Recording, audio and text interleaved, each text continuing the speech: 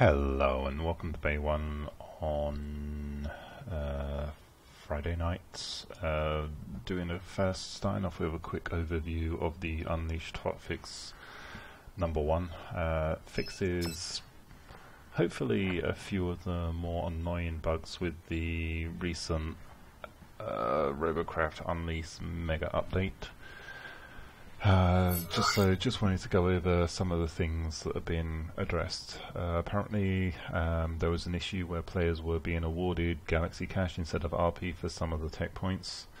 That has been fixed, which it doesn't really disclose what they did to fix it so much. Did that affect existing people? Has that Galaxy Cash been taken away and turned into RP? How did they cope with, if people had GC and spent it?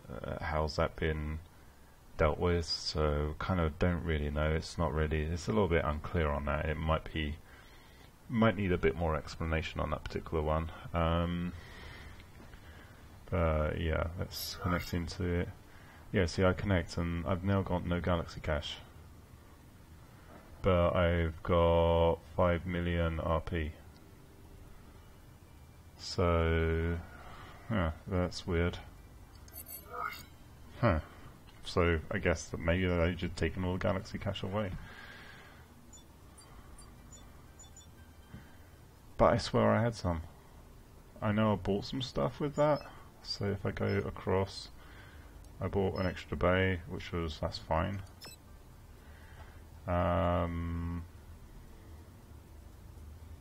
Maybe I should have spent it all. Anyway, whatever. An issue where mirroring the quarterback cubes caused your client to crash has been fixed. Various issues with hover blades, including hovers flipping into the air on respawn, which, yeah, that was actually an annoying one.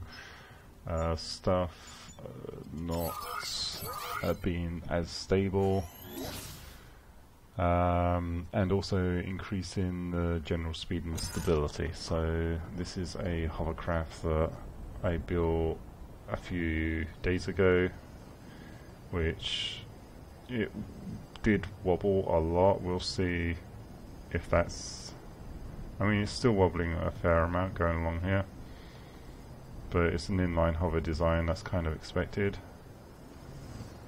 If I go around, it doesn't really do a huge amount to self-stabilize, but weapon tracking on...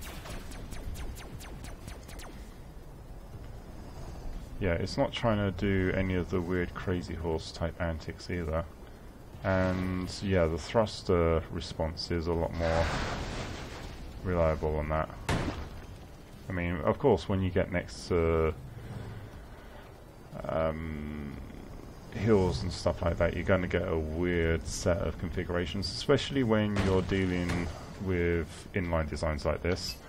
Let's go back to the mothership and try my other design that I made. I think it's in the previous beta, this one. And we'll take this into test mode and see if it's got the same kind of issues. Anyway, so yeah, that's the hover blades. An issue where using your cursor to select the chat window caused your client to lose functionality. That was really annoying when you're on the build mode or anything like that. So, oh well, yeah, this is so much more stable now. It's also a lot more balanced in terms of the overall build design. Are we getting any issues with clamping near the ground? It's still doing some weird stuff there.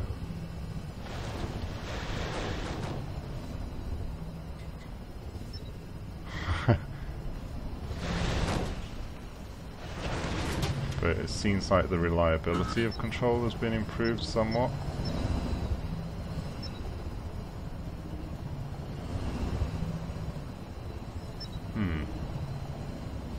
I'm going to try jumping off the top of this hill, seeing what happens.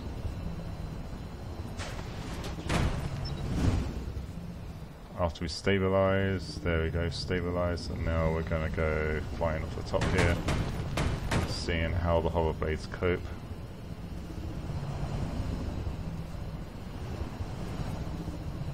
I Okay, a little bit crazy there, but... And how does it cope with actually going up a direct cliff over here? Because this was something that was pretty difficult, especially at any kind of speed. The vehicle would just twist all over the place, so it's still somewhat difficult.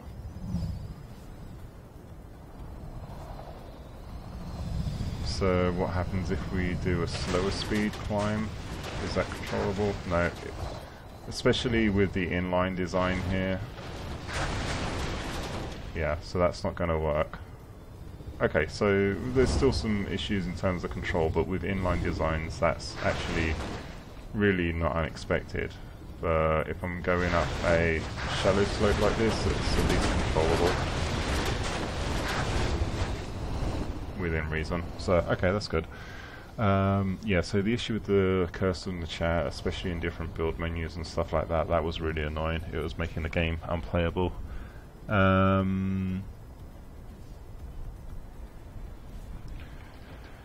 Yes. What else? An issue with trying to initiate friends chat from the friends menu has been fixed. Okay, never experienced that. An issue where friends requests sent through battle stat screen would appear as black text boxes in build mode has been fixed. Okay, never even experienced that. An issue where players who purchase Lockjaw robot were losing parts of their robot due to a bug with validating the robot. Well, that's kind of an important thing to address. I think the Lockjaw is the Mad Orc's most recent robot. Robot rating growth with tiers has been increased to make over-tiered robots more fair. So that is definitely something I noticed. So let's go back to the mothership.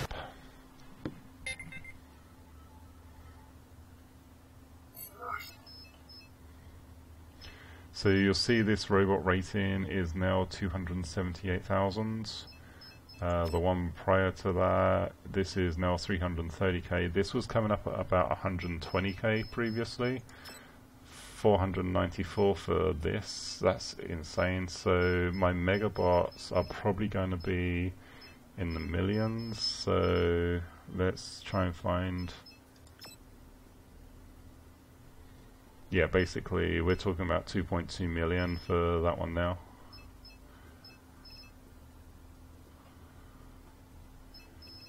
Where's the other one? 2.6, and the other one is 2.2 as well. So, okay, yeah, so that's certainly made a difference. And we go looking at some of the earlier robots, it's a lot more spread and segregated, so it'll be a more realistic comparison of robot rankings. When I built this design, where was it? So it's still shown as 1266 in there. Go to build, yeah, it's shown as 1266, so that's a little bit more consistent between the two screens there. That's pretty good. Next one, so Rails, oh yeah, this is another big change that's going to impact anyone that's using Rails or Plasmas. They're now worth significantly more in terms of robot rankings. So you'll see, can I get the information from here? Robot ranking 55,000, whereas a tier 10 Plasma's still probably going to be around that. 27,000, but you get a tier 10 or MK10 SMG 18,000. So Plasmas are worth less than Rails. Rails, because of their ability to one-shot kill, and there's zero benefit to having more than 6 Rails. And it's kind of hard to fit more than 6 on a bot anyway. The robot ranking is increased a lot more, and that helps to actually fix issues with over-tiering in low-tier games, which definitely needed to be addressed, because I tried playing at tier 4, well, tier 4, old tier 4. So I think as a round robot ranking, I can't remember what robot ranking it was, but it was around 4,000 or 5,000. And yeah, it was not fun, because you had people with tier 10 or MK10 weapons, and yeah, you stood no chance. So the next one would be, yeah, so Realm Plasmas with low weapon count should be allowed to reach robot ranking cap. Rails and plasmas are the most dangerous seal clubbers. Yeah, but so it's to do with seal clubbers mostly.